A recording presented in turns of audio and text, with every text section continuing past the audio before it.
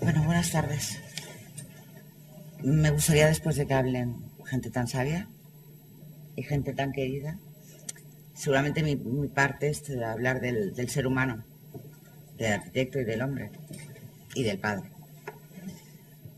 Lo cual es muy difícil porque realmente nunca sabías dónde empezaba uno y terminaba el otro, porque creo que todos eran el mismo.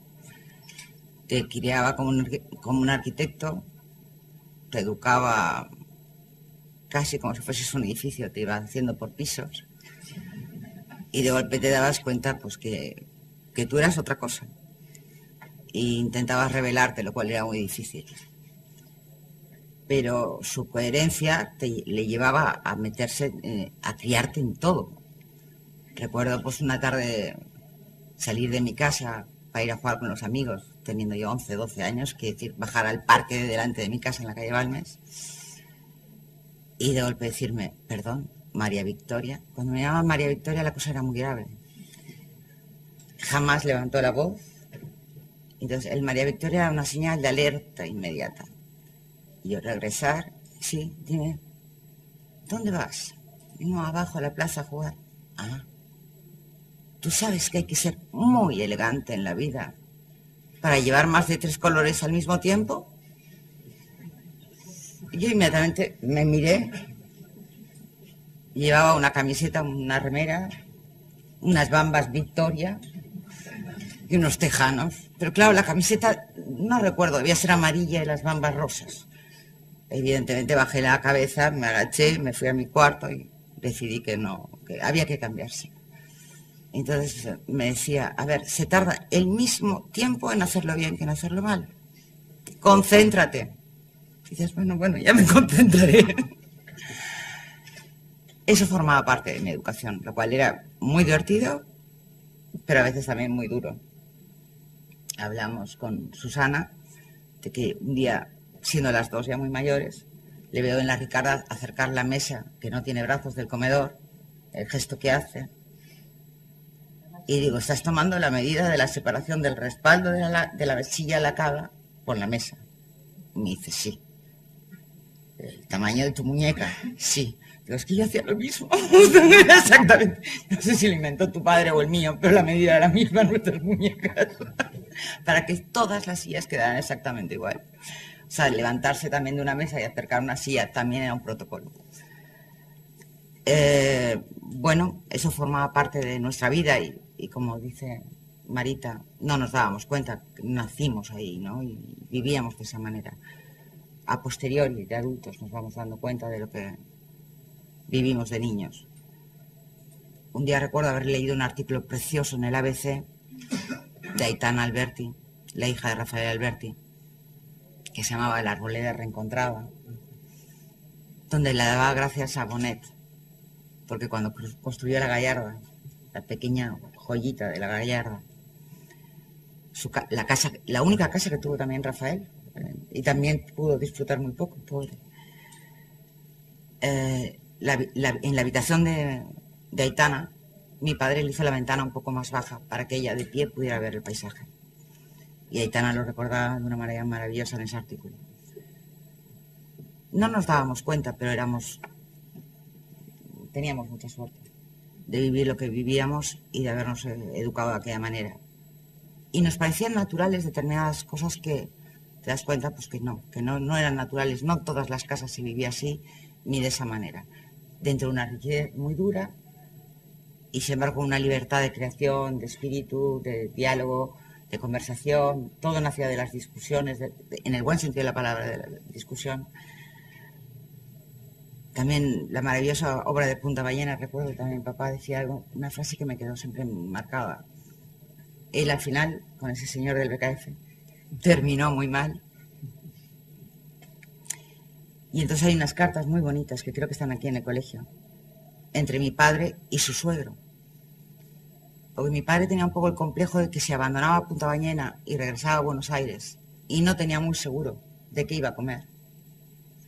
Estamos hablando de situaciones económicas muy precarias, que la que pudiera resentirse era mi madre. Y él consideraba que mi madre ya había hecho un sacrificio muy duro vivir en Punta Ballena 3 años en una cabaña, en la cabaña de caza de los Lusich, rodeada de 1.500 obreros que fueron a construir Punta Ballena, y una india que vivía con mi madre, una mujer india que vivía con mi madre para cuidarla.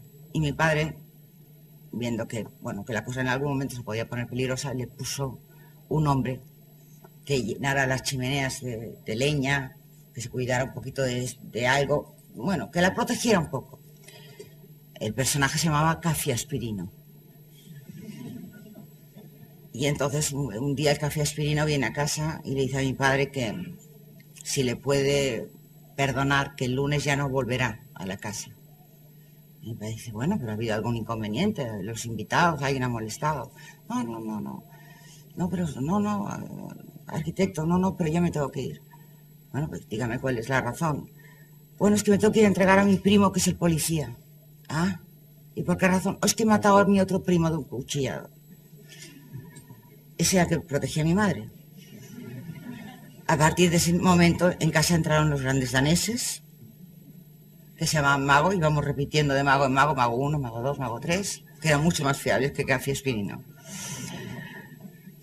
Entonces, en el momento que se plantean las grandes discusiones con este señor, mi padre le escribe cartas a su suegro, llamándole padre, y mi abuelo contestándole en nombre de hijo, diciendo que tiene sus dudas, como arquitecto, si tiene que hacer lo correcto o lo no correcto, por el mantener, volver a empezar, volver a comenzar, esa aventura de siempre volver a comenzar. Y mi abuelo le dijo, yo tengo lo que tengo, pero lo tienes tú también.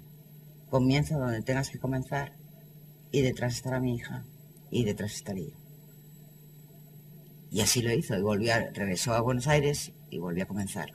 Y de ahí quizá que la historia de La Rinconada era amor y odio, y al final no se vivió como se tenía que haber vivido La Rinconada. Quizá también en mi llegada, yo llegué muy tarde a la vida de mis padres, y también, de alguna manera, también le hice, en algún momento, cambiar también a él de sus convicciones. Recuerdo que en un piso de Buenos Aires, que no recuerdo la dirección, no sé qué piso era, mi padre, evidentemente muy racionalista, decidió que mi sala de juegos estaría al lado del salón, pero se pondría una barandilla donde yo me quedaría en un lado y ellos estarían en el otro, con sus amigos. Parece ser que el primer día que se estrenó la barandilla, yo no lo recuerdo, pues yo empecé a mandar un juguete al otro lado, otro juguete al otro lado, otro juguete al otro lado, y mi padre con toda la calma lo volvía a regresar, hasta que decidió que era mejor compartir el espacio conmigo y menos juguetes que con todos los juguetes y yo en la otra habitación. Entonces llegamos a pequeños pactos, dialogando y llegando a eso, a pequeñas convicciones de convivencia, y aprendí a ser más callada, más prudente, a comportarme a veces quizá más como un adulto, pero bueno, aprendí mucho, y de esos silencios aprendí a escuchar a gente mucho más sabia, y tuve el honor de que se me pudiera llevar a muchos sitios, de conocer a grandes personas, tener grandes aventuras también yo en mi propia vida. Y bueno, y recuerdo que de Punta Ballena me dijo, muchos años después también, dentro de todo este señor del BKF, me hizo un favor. Si yo hubiera continuado Punta Ballena, perfecto, si me hubieran aceptado todas las condiciones, yo me hubiera acomodado, porque aquello era el paraíso. Quizá si no hubiera tenido esos problemas y hubiera tenido que comenzar de nuevo en Buenos Aires desde cero y otra vez recomenzar, me hubiera acomodado al paraíso, porque Punta Ballena para mí era el paraíso. Estaban mis amigos, había conseguido hacerle casas a todos sus amigos, Cuatro Casas, Booth, los Berlingeri, y los demás estaban por allí, pues estaba Pepe Bergamín, Margarita Xirgu, estaban todos allí. Y si no, pues Ramón Gómez de la Serna también venía por allí, Pepe Bergamín. Exacto. Bueno, pues fue un comenzar de nuevo, con lo cual a veces las cosas, realmente aquello de los comienzos, también cuando dejó Buenos Aires y volvió a España, también fue otro comienzo con 50 y pico de años, volver a comenzar. y él lo recordaba de una manera muy dura, su llegada a España, porque le costó mucho moldarse. La Ricarda, en esto fue un apoyo impresionante, la creación de la Ricarda. Porque, bueno, venía, no una seguridad, venía a hacer un proyecto concreto, algo que le enamoraba. Tenía más proyectos, tanto aquí como allí. Pero para él, quizás su ancla de regresar a España, de regresar a Cataluña, la Ricarda. Y él iba y venía de Buenos Aires, pero siempre lo arrastrábamos con las... Mamá y yo ya estábamos instaladas aquí, pero conseguíamos arrancarlo pues, a base de la Ricarda. Y era un gran sueño. Y yo recuerdo en la Ricarda, con un padre tan musical y también tan serio como el mío, como era vuestro padre. Recuerdo que un día me llama al salón su padre y me dice, oye, ¿tú no habrás probado? Pues era, aparte de musical, le encantaban los aparatos de reproducción de música.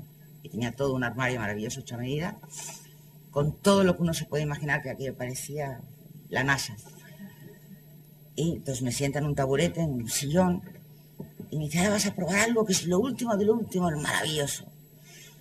Y yo, bueno, me quedé así, un poco tal, y me ponen los primeros cascos que yo escuché, que yo oí en mi vida, unos cascos impresionantes. Y yo pensé, bueno, aquí prepárate, porque aquí viene Wagner con toda su fuerza, y tú pon cara de que lo has oído toda tu vida y que estás acostumbradísimo a escuchar Wagner. Y de golpe me quedo absolutamente helada, maravillada, y él me iba preguntando, no, ¿dónde lo escuchas? ¿Verdad que lo escuchas aquí, no aquí? Era una obsesión que le dijera eso. Y yo estaba como paralizada, porque lo que oía era Chicago. Y yo era una enamorada de Chicago. Y pensaba, no puede ser, estoy yendo a Chicago en la Ricarda. Y me lo está poniendo Ricardo Gómez. Y yo, sí, lo oigo aquí, pero quieta. Viendo mi cara. Nuestro padre me dijo, ¿pero qué te has sorprendido? Digo, no, es cierto, seguir en el centro, es impresionante. Tal. Dice, ¿pero por qué te has quedado así? Digo, es que lo último que me esperaba es que oír a Chicago. Dice, la música buena es música buena, ¿no? Sí. Y me sentí... Con lo cual también tengo mis recuerdos maravillosos de la Ricarda. La libertad de eso, de trabajar de jugar con vosotras los domingos por la mañana, en las carretillas, haciendo cemento y haciendo esas cosas que hacíamos. Y sintiéndome muy feliz. Y para nosotros siempre fue eso, un ancla, un punto de referencia. Bueno, y quizá fue su casa más redonda, en el sentido de que la casa era una maravilla y los dueños de casa también. Entonces nos sentíamos muy bien, porque a veces no acompaña todo. A veces las casas tienen que ser vividas, habitadas, tienen que tener un olor, tienen que tener un aroma. Tenías que ver a su madre, prácticamente no hacía ruido tu madre, la recuerdo paseando por aquellos pasillos maravillosos, elegantísima, era una cosa maravillosa, parecía que flotara Inés.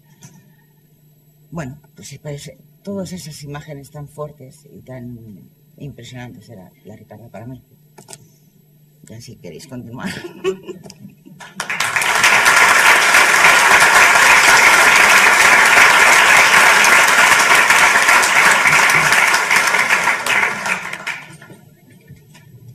Sí, la Sandra em suggereix que si algú vol fer alguna qüestió o alguna... No? Algun fil a zero. Jordi. No?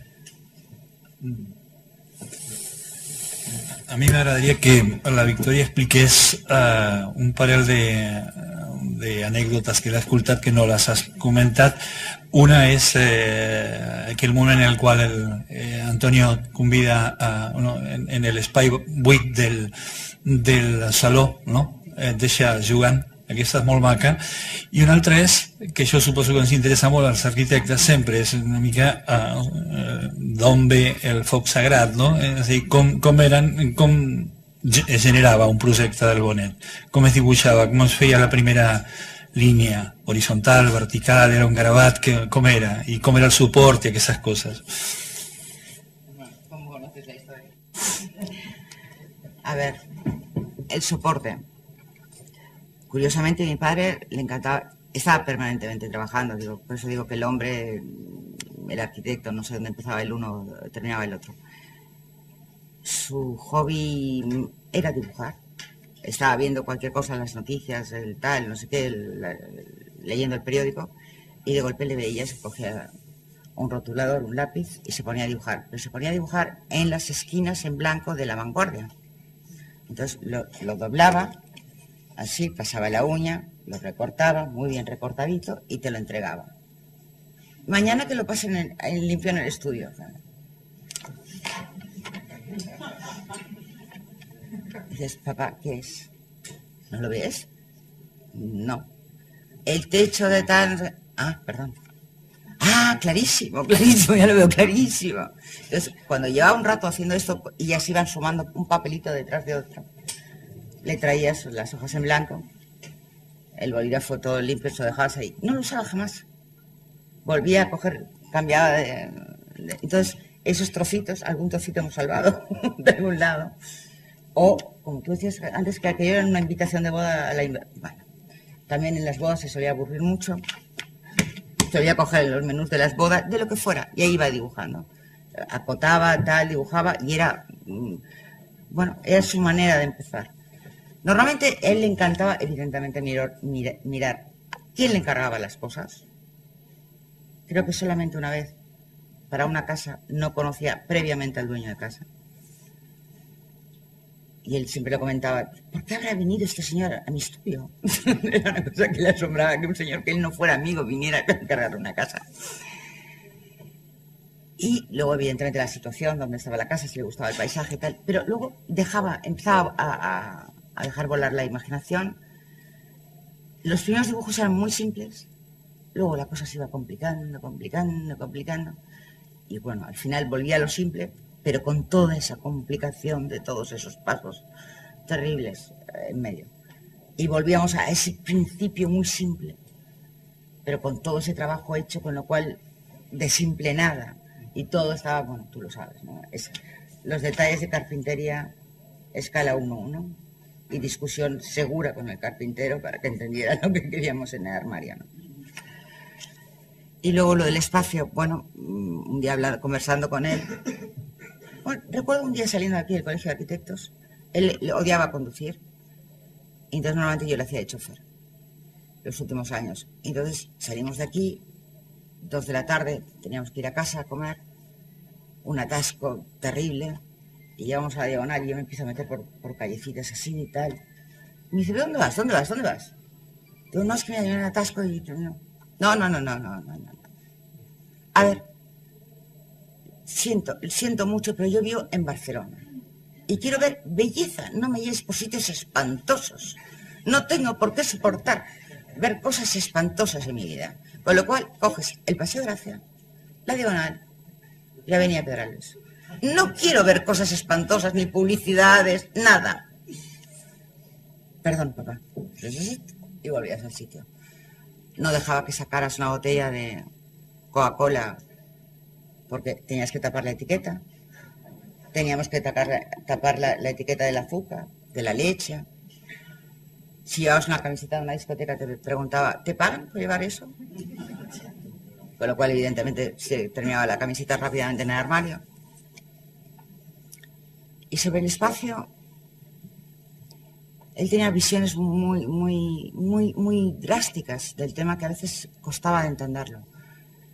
Esta mañana se le contaba a Marita que tenía una frase que me parece que ellas cumplen a la perfección. Que él decía que los personajes necesitan decorados para sobrevivir y las personas necesitamos espacios. Cuando lo vas pensando te das cuenta que hay gente que es capaz de llenar un espacio, tiene la personalidad suficiente para llenar un espacio. Y hay gente que necesita vivir en un decorado. O se viste en el decorado. O ambas cosas. Pero quizá hay que ser como ellas para vivir en un espacio grande, completo, lleno y sentirse cómodo y a gusto. Entonces la anécdota que tú me preguntabas es que una vez yo estaba jugando, pues ahí, no sé, con la carretilla en la Ricarda. Y estaba el salón vacío, no había todavía muebles. Creo que el pavimento sí estaba, si lo recuerdo. y me invitó a que entrara a jugar, que salía del patio y que me pusiera a jugar en el centro del salón. Y se fue. Bueno, y cuando terminó su visita, pues me recogió y nos fuimos. Y años después le pregunté que si él no tenía a veces el vacío de que a veces nos entra a todos de estaba bien la escala, me he equivocado, esto es muy vacío, ¿no? Sobre todo cuando te encuentras de golpe en un espacio sin muebles, sin referencias de ningún tipo. Dice, sí, claro que lo tengo, ese momento de... Dice, ¿tú no te acuerdas que a veces te usaba aquí? No. Entonces dice, bueno, pues en la Ricarda un día te puse en el salón a jugar, en el centro de la sala, vacía, sin muebles, porque tuve un momento de esos de... Y digo, ¿y qué pasó? No, que te quedaste en el centro jugando. Digo, ¿y eso era bueno o era malo? Dice, no, si te hubieses encontrado mal, te hubieses acercado a una pared. Hubiese sido como un animal herido, que te hubieses acercado a una pared, te hubieras buscado el refugio de una pared. Como el toro en la plaza de toros. Te hubieses acercado a buscar el cobijo. El hecho que siendo del tamaño que eras y que te quedaras en el centro absolutamente tranquila y jugando, quería decir que para nada me había equivocado. Con lo cual, él también tenía sus miedos y sus seguridades, pero también tenía ese punto de pánico de haberse equivocado a lo mejor en un espacio tan grande y sin muebles todavía.